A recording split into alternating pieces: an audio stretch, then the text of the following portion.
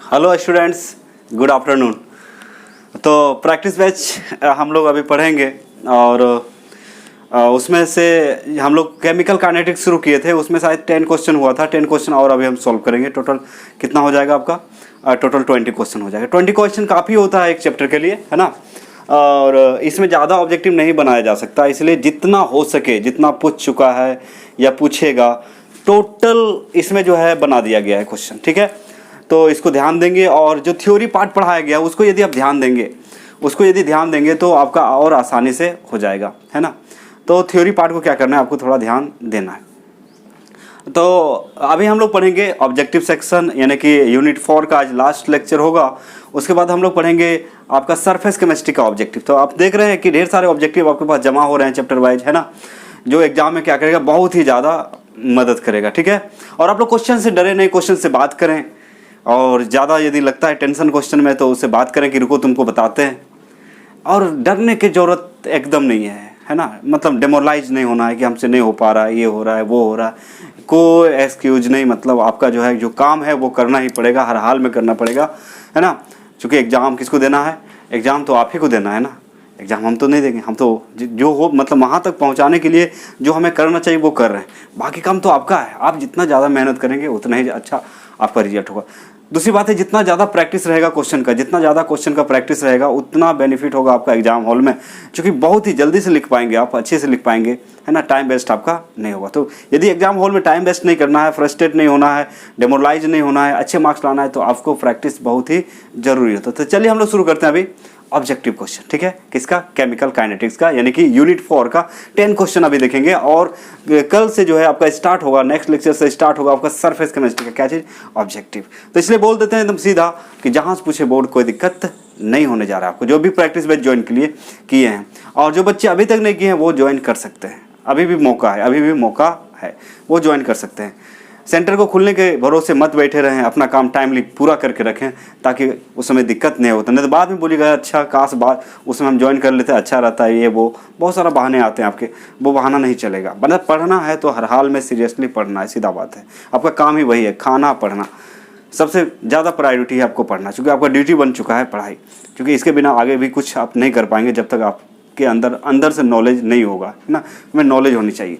तो चलिए स्टार्ट करते हैं हम लोग ऑब्जेक्टिव क्वेश्चन। ओके, ठीक है, कॉपी कलम निकालिए जल्दी से फटाफट।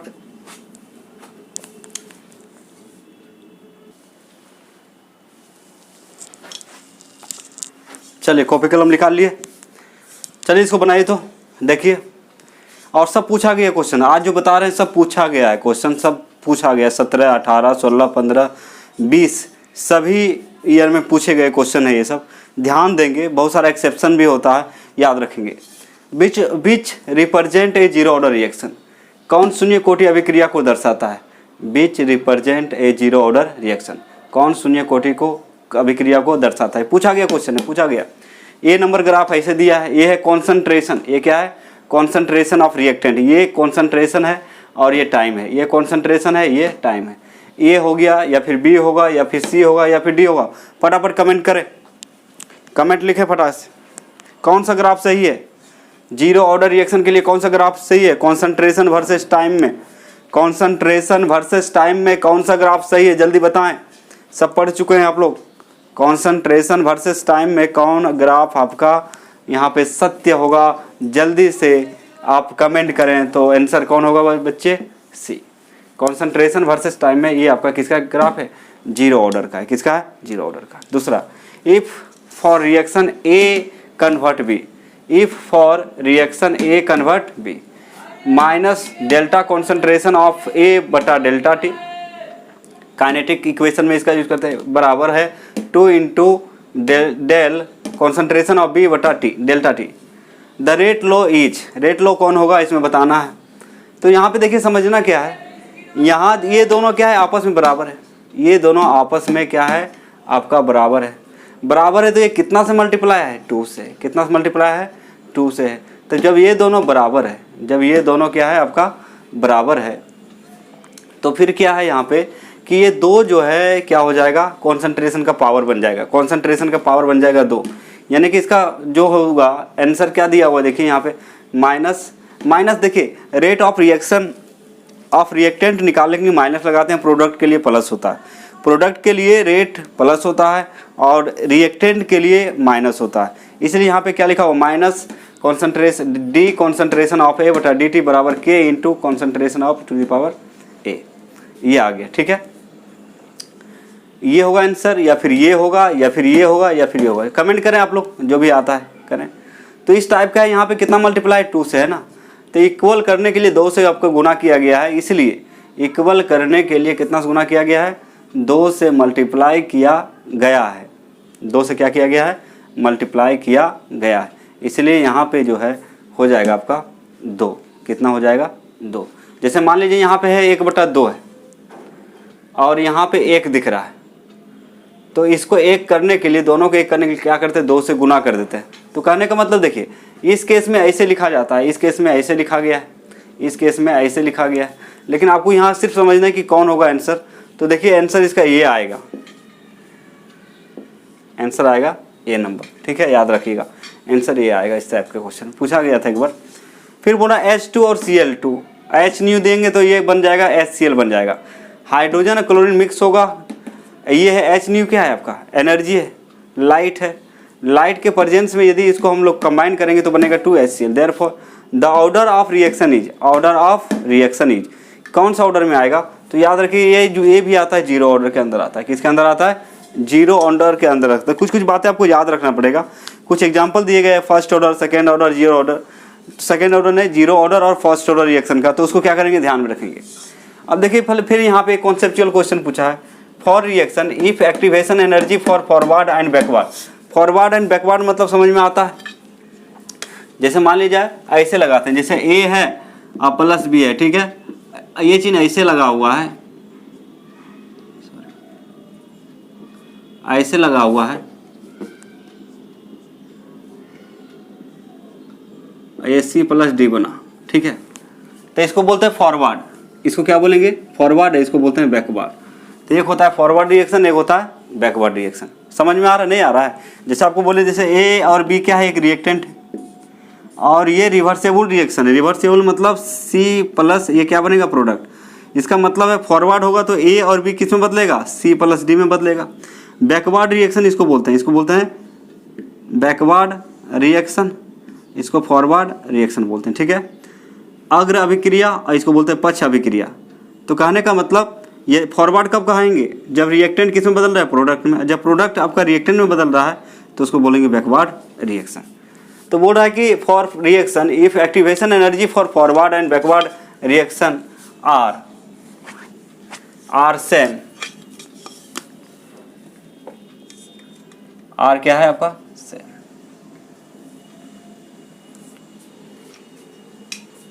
देन बोल रहा है यहाँ पे for reaction if activation energy of for forward and backward reaction are same, then यदि किसी अभिक्रिया के लिए अग्र एवं पक्ष अभिक्रिया का सक्रियण ऊर्जा समान होती है, तब क्या होगा, समान होती है तब क्या चीज बराबर होनी चाहिए, डेल्टा H बराबर 0, डेल्टा S इसको बोलते हैं एंथैल्पी, इसको बोलते हैं इंट्रोपी, इसको बोलते हैं एंथैल्पी चेंज, इसको बोलते हैं एंट्रोपी चेंज।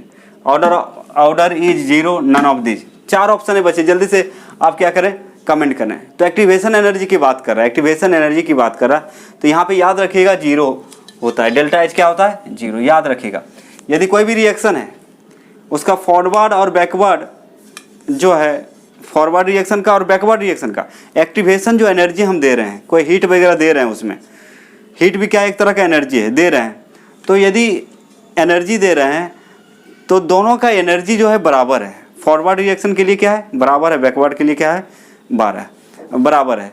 तो इस केस में जो है एंथैल्पी चेंज 0 हो जाएगा। एंथैल्पी चेंज क्या हो जाएगा, तो याद कीजिएगा, कोई केमिकल रिएक्शन है उसमें फॉरवर्ड रिएक्शन और बैकवर्ड रिएक्शन का जो है एक्टिवेशन एनर्जी मतलब सक्रियण ऊर्जा, एक्टिवेशन एनर्जी इक्वल है, तो उस केस में चेंज इन एंथैल्पी जिसको डेल्टा H बोलते हैं वो 0 हो जाता है। क्या हो जाता है, 0 हो जाता है। तो याद रखिएगा, ठीक है।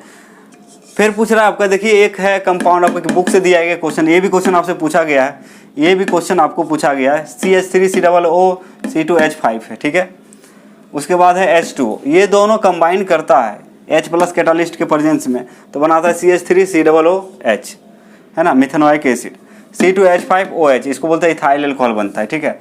तो इस रिएक्शन को किस ऑर्डर में रखा गया, तो एक्सपेरिमेंटली देखा जाए तो किस ऑर्डर में रखा गया इसको आपको पूछ रहा है, ये बात आपसे पूछा जा रहा है, तो बता सकते हैं क्या होगा।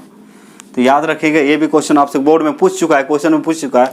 तो सूडो फर्स्ट ऑर्डर रिएक्शन या फिर इसको बोलते हैं फर्स्ट ऑर्डर रिएक्शन, किसके अंदर आएगा, फर्स्ट ऑर्डर रिएक्शन के अंदर आएगा। तो इस तरह से देखिए कितने क्वेश्चन है, 5 क्वेश्चन। कुछ क्वेश्चन और देखते हैं जल्दी से, है ना। आप लोग फटाफट क्या कर सकते हैं, इसका स्क्रीनशॉट ले सकते हैं। और ये सब पूछा गया क्वेश्चन है, 18, 20, 17 में पूछा गया है, तो टेंशन ना लें, ठीक है। तो इस टाइप से पूछे तो कुछ कुछ बातें आपको याद रखना पड़ेगा, जैसे ये रिएक्शन वाला चीज़ याद रखना पड़ेगा, ये चीज़ याद रखना पड़ेगा, बहुत सारी चीज़ें जो है हमें याद रखने पड़ता है। तो ठीक है बच्चे, कुछ क्वेश्चन और देखते हैं जो कि पूछ चुका है, उसके बाद आज ये खत्म होगा। नेक्स्ट में हम लोग सरफेस केमिस्ट्री पढ़ने वाले हैं, यूनिट 5। तो चलिए इसका क्या करें, स्क्रीनशॉट ले लें।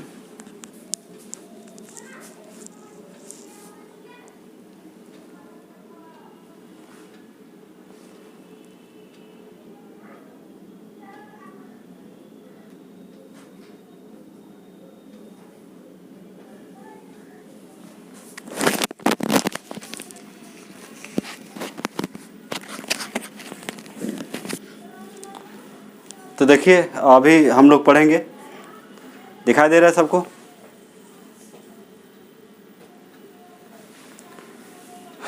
तो कुछ क्वेश्चन और है, 5 क्वेश्चन और है। देखिए क्या बोल रहा है कि इन एनी रिएक्शन कैटालिस्ट, किसी भी अभिक्रिया में उत्प्रेरक क्या करता है, retard the rate of reaction, मतलब थोड़ा कम कर देता है, increase the rate of reaction, increase rate of reaction, B number both A and B दोनों, और डी है नन। कौन होगा आंसर, जल्दी जल्दी फटाफट कमेंट करें, फटाफट कमेंट कीजिए आप लोग। तो उत्प्रेरक जब हम लोग यूज करते हैं, ये क्या करता है, कैटालिस्ट, मतलब कैटालिस्ट क्या करता है, increase the rate of reaction, अभिक्रिया की दर को बढ़ा देता है, अभिक्रिया की दर को क्या करता है, बढ़ा देता है। Half life of first order reaction is depend one, क्या लिखिएगा, half life of first order reaction is depend one, किस पर डिपेंड करता है, प्रथम कोटि अभिक्रिया की अर्ध जीवन काल, उसको अर्ध आयु भी बोलते हैं, प्रथम कोटि अभिक्रिया की अर्ध आयु या अर्ध जीवन काल स्वतंत्र होता है।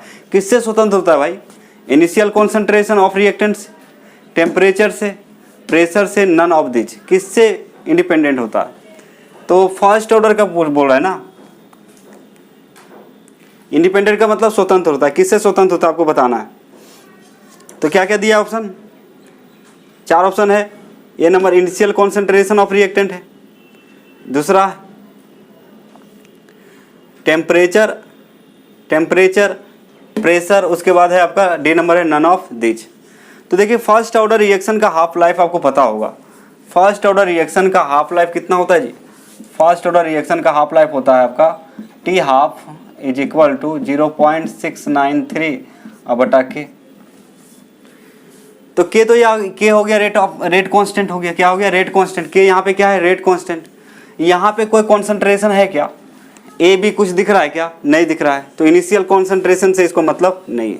तो याद रखिएगा प्रारंभिक सांद्रता से स्वतंत्र होता है फर्स्ट ऑर्डर रिएक्शन का हाफ लाइफ, प्रथम कोटि अभिक्रिया के अर्धायु किससे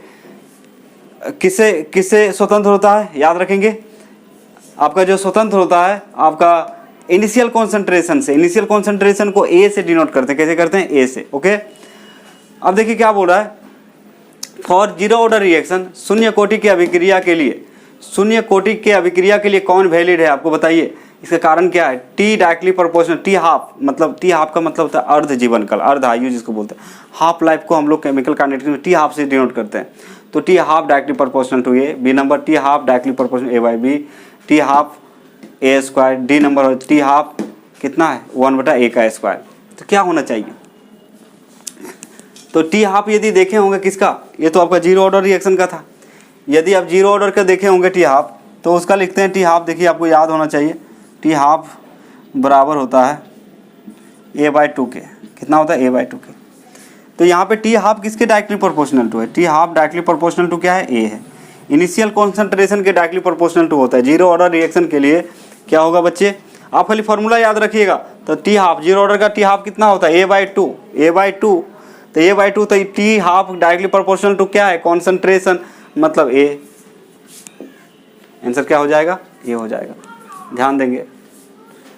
फिर बोल रहा है कि 9 number, the rate of reaction depends on, rate of reaction किस पर डिपेंड करता है, एटॉमिक मास पर नहीं, इक्विवेलेंट मास नहीं, एक्टिव मास, हाँ एक्टिव मास का मतलब होता है जो जिस समय रिएक्शन हो रहा होता है उस समय कितने अमाउंट में रिएक्टेंट जो है प्रोडक्ट में बदल रहा। तो जब रिएक्टेंट एक्टिव कब कहा जाएगा, जब वो उस समय वो प्रोडक्ट में बदल रहा होगा, उस समय वो प्रतिफल में बदल रहा होगा।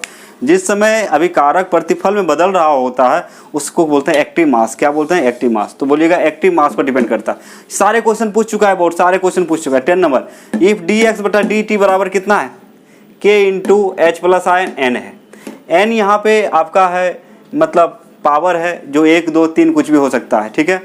And rate becomes 100 times when pH changes from 2 to 1।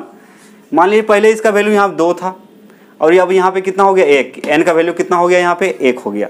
n का वैल्यू यहाँ पे कितना हो जाएगा, 2 से कितना हो गया, 1 हो गया। तो 1 हो गया तो क्या, पावर जब 1 है तो क्या बोलते हैं, फर्स्ट ऑर्डर रिएक्शन बोलते हैं। तो बोल रहा है कि यदि dx/dt बराबर इतना है और अभिक्रिया की दर, रेट क्या होता है, दर जो है 100 गुना बढ़ जाता है, 100 हो जाता है, 100 गुना हो जाता है, बिकम्स 100 टाइम्स, 100 गुना हो जाता है। दर क्या होता है, 100 गुना हो जाता है जब pH का मान 2 से 1 हो जाता है। pH का मान 2 से कितना हो जाता है, 1 हो जाता है। मतलब n का वैल्यू 2 से 1 हो जाएगा तो ये इसका रेट कितना हो जाएगा, 100 टाइम्स ज़्यादा हो जाएगा पहले से। तो कहने का मतलब यहाँ पावर n की जगह कितना आ जाएगा, 1 आ जाएगा। तो 1 आ जाएगा तो क्या कहलाएगा, फर्स्ट ऑर्डर रिएक्शन। क्या कहलाएगा, तो थोड़ा सा दिमाग लगाना है, ज़्यादा नहीं। यहाँ n क्या है, यहाँ n बताएगा, ऑर्डर ऑफ रिएक्शन बताएगा। तो n का वैल्यू जो है 2 पहले था, अब हो गया कितना हो गया, 1। तो रेट कितना बढ़ जाता है, 100 गुना बढ़ जाता है। तो कितना बढ़ जाए उससे मतलब नहीं, हमें यहाँ देखना है n का वैल्यू 2 से क्या हो रहा है, 1 हो रहा है। तो यहाँ पे क्या हो जाएगा, फर्स्ट ऑर्डर रिएक्शन। तो इस तरह से थोड़ा सा घुमा के क्वेश्चन पूछता है। ये सारे क्वेश्चन आपका पूछ चुका है बोर्ड, सारे क्वेश्चन 18 20 17 16 जो भी लीजिए, ये सारे क्वेश्चन 10 क्वेश्चन अभी बताए, सबका सब पूछा गया है, सबका सब क्या है, पूछा गया है। इसलिए इस पर भी थोड़ा ध्यान देंगे, आगे जो पढ़ाया गया उस पर भी ध्यान दे देंगे। तो इस तरह से बच्चे आज हम अपना जो है वाणी को विराम दे रहे हैं। आज का लेक्चर यहीं समाप्त होता है। नेक्स्ट लेक्चर में मिलते हैं न्यू चैप्टर में जो है सरफेस केमिस्ट्री। क्या है, सरफेस केमिस्ट्री। तो आप क्या करें, सरफेस केमिस्ट्री पढ़ लें। सरफेस केमिस्ट्री पढ़ा दिया गया है, उसको क्या कीजिए आप लोग जल्दी जल्दी पढ़ लीजिए। और पढ़ने से ये फायदा होगा कि जब हम ऑब्जेक्टिव करेंगे तो आसानी से बनेगा। बहुत ही आसान है आपका सरफेस केमिस्ट्री का ऑब्जेक्टिव। आप एक बार खाली पढ़ लें, एक बार रीडिंग मार लें, एक बार रीडिंग जो नोट्स बना चुके हैं वो क्या करें, एक बार रीडिंग मार लें, फिर आपको ऑब्जेक्टिव में दिक्कत नहीं होगा। और आप कमेंट जरूर करेंगे जब हम लोग क्वेश्चन देंगे, यहाँ पे कमेंट कीजिएगा, ठीक है। वहाँ लगभग 50 क्वेश्चन बनाए जाएंगे। कितने, चैप्टर बड़ा है, लेंदी है, उसमें बहुत सारा ऑब्जेक्टिव बनाया जा सकता है, इसलिए लगभग 50 क्वेश्चन उसमें पढ़ाया जाएगा। सरफेस केमिस्ट्री में 50 क्वेश्चन होंगे। केमिकल काइनेटिक्स में एक आध क्वेश्चन कभी कभार रहता है और ये सारे क्वेश्चन पूछा जा चुका है, इसलिए इसको भी बता दिया गया है। तो टेंशन लेने की जरूरत नहीं है, ठीक है बच्चे। तो आज का लेक्चर यहीं समाप्त होता है, फिर मिलते हैं नेक्स्ट लेक्चर में। और थैंक यू वेरी मच।